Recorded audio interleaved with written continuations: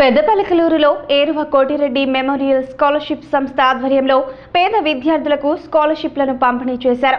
Trainee collector G Ravalipriya, సంస్థ వ్యవస్థాపకులు Eruva Sairam, YKR ZP high school విద్యాభివృద్ధి సంఘం అధ్యక్షులు ఏరువ జగదీశ్వరి స్కాలర్షిప్లను అందజేశారు. ఆడపిల్లలను ఉన్నత చదువులు అభ్యసించే విధంగా తల్లిదండ్రులు ప్రోత్సహించాలని ట్రైనీ కలెక్టర్ జి రవళిప్రియ కోరారు.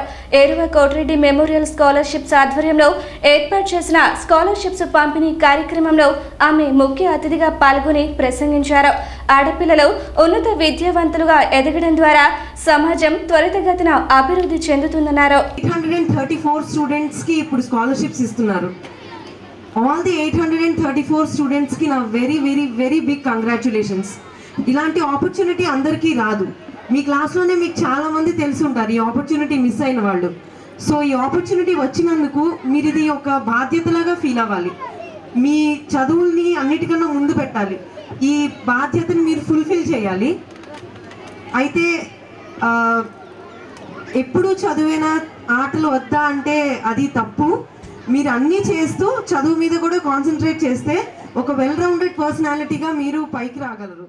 ఏరువ కోటిరెడ్డి మెమోరియల్ స్కాలర్షిప్స్ సంస్థ వ్యవస్థాపకులు ఏరువ సాయిరాం మాట్లాడుతూ తాను ఉపకార వేతనం పొంది విద్యను అభ్యసించానని, అందువలనే పేద విద్యార్థులకు స్కాలర్షిప్స్ అందించే కార్యక్రమాన్ని చేపట్టానన్నారు.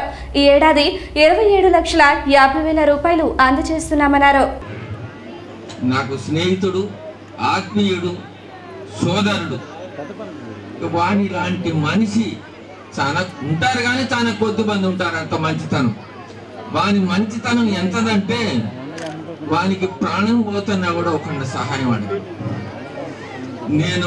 మేమంతా కూడా 8 కిలోమీటర్లు పోవటం, 8 రావటం, నడిచి గ్రాడ్యుయేషన్ వరకు హిందూ కాలేజీ, హై స్కూలు, కాలేజీలో కూడా చదువుకున్నాం.